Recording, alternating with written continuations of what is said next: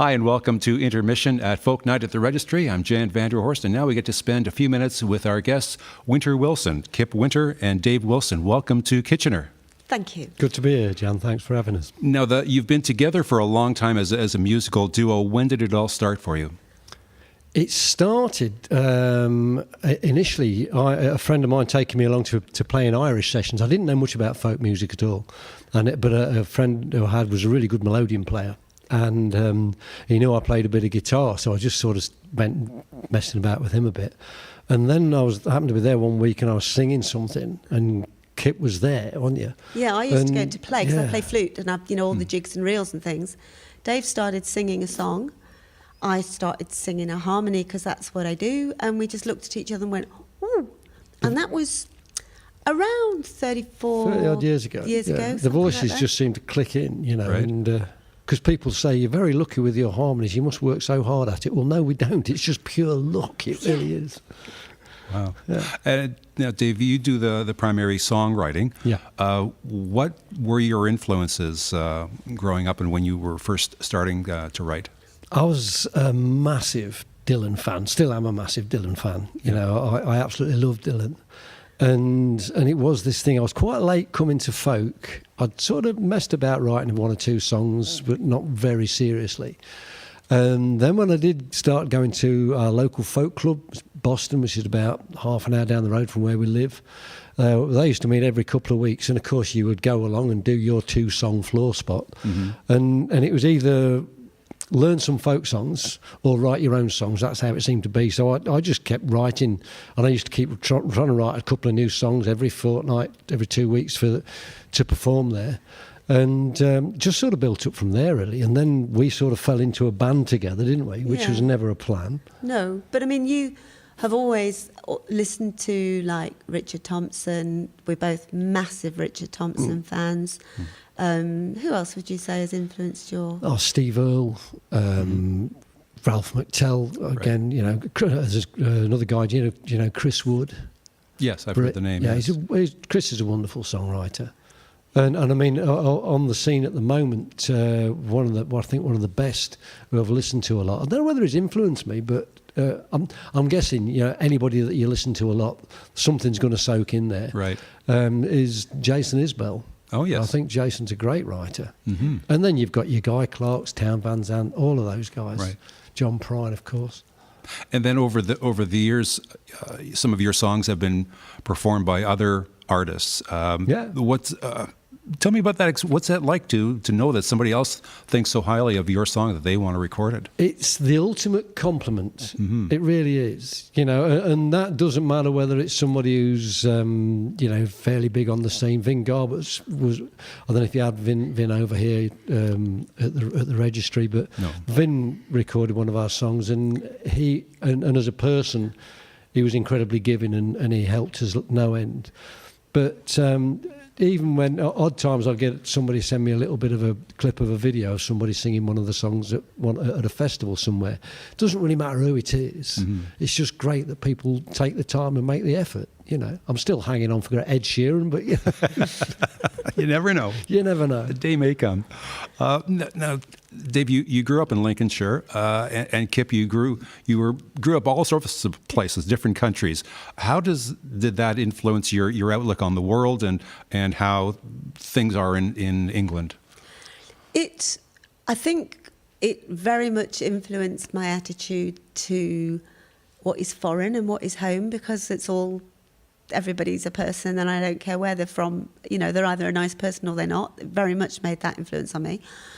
It also had a massive influence in that we lived in southern Holland. My family was mainly in the northwest of Scotland, and we used to travel on holiday. Mm. And it was 2 or 3 days in a small car with no radio.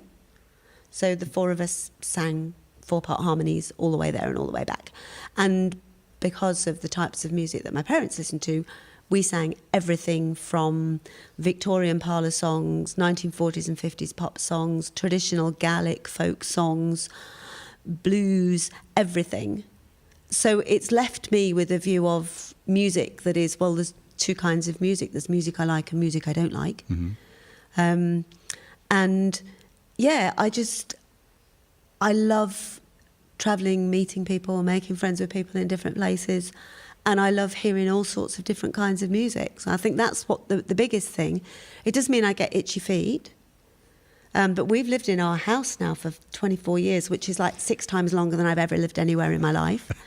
And it's strange because we go away travelling a lot, and it's such a relief sometimes to get home. You just think, just get home and decompress. Mm-hmm. But if we're, lockdown's a nightmare. Yeah. If we're home 3 or 4 weeks, you're thinking, when's the next gig? You're right. When are we Yeah. I mean, you're as bad as I am, aren't you? Oh, yeah.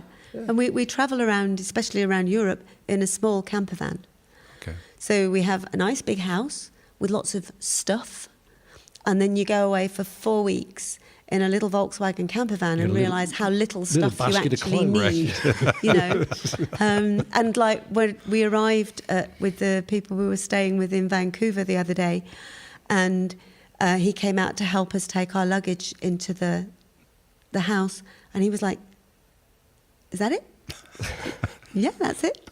We travel light. We're used to travelling light, but yeah. You've been described as one of the hardest working duos on the circuit. How have you been able to maintain that? But you also raised a family. You've got grandkids, and They were gone by then. Okay. Well, yeah, that was the thing. I mean, we've built that up by being incredibly cheap, and just taking everything, But no, we as Kit was saying earlier on, we got together 30 odd years ago through playing music. So we've always played music, but we've not always been professional musicians. Okay. And this came about 11 years ago, a bit over 11 years ago. And the kids are all doing their own things. They're actually my kids from first marriage, and so they're that bit older. So they're all off and doing their own thing, and we, as you say, we have 10 grandkids, eight of which live very very close to us. Which is why we travel so much. But we both got made redundant at more or less the same time. And we had this opportunity, we've been incredibly lucky. Our house was paid for. So we said, right, we're going to take a year out. We're going to concentrate on the music. And then after the year, if we can build up a good lot of gigs, we'll just get part-time jobs. Mm-hmm. We were both in work where we could work part-time. And thankfully, and fingers crossed may it continue, we've just never had the opportunity. We've never really had the urge to go back to getting the part-time jobs because it just took off. Going, and all at the end of the year, because I used to work in marketing, and I had contacts from my previous world saying, "Can you come and do like a consultancy project for me?" And I was like, "Yeah, as soon as this quietens down, I'll." And it never did. Right. And we're still not quite sure how, but we do know how. We worked very hard at it, and we had support from some very good people. We had the album that we released around the time that we were going to take that year was called Cutting Free, and we got an email one day. We were just about to head off to a festival, and it was an email from a guy called Martin Chilton, who was the culture editor of the Daily Telegraph newspaper, which is one of the biggest newspapers in the UK. And his email just said, "Love the album," and there was a link. And the link was to an article he'd written with his top 10 albums of the year, and ours was one of them. Wow. And we went crazy, and suddenly more people had heard of us, and it just went on from there. The great thing about that was it's not that we suddenly sold a load of albums. It did help, there's no doubt about it, but it gave you some kudos. Yep. And we've never used an agent. Nothing against agents. It's just that we've sort of built this thing ourselves, and we've maintained control over it. But when you're getting quotes from papers like the Daily Telegraph, people like I said about Vin Garbett, someone who's been a tremendous help to us over here, especially with the first tour, was Shari Ulrich. Mm-hmm. Purely by luck. I'll tell you that story another time, but pure luck. And Shari gave us a beautiful quote because we played one of her gigs over in Vancouver. And so with you promoting yourself all the time, you need to use other people's words. Mm-hmm. You can't sort of say, "We're fantastic, look at us, aren't we good?" Not without looking like a complete dickhead. Yeah. Yeah.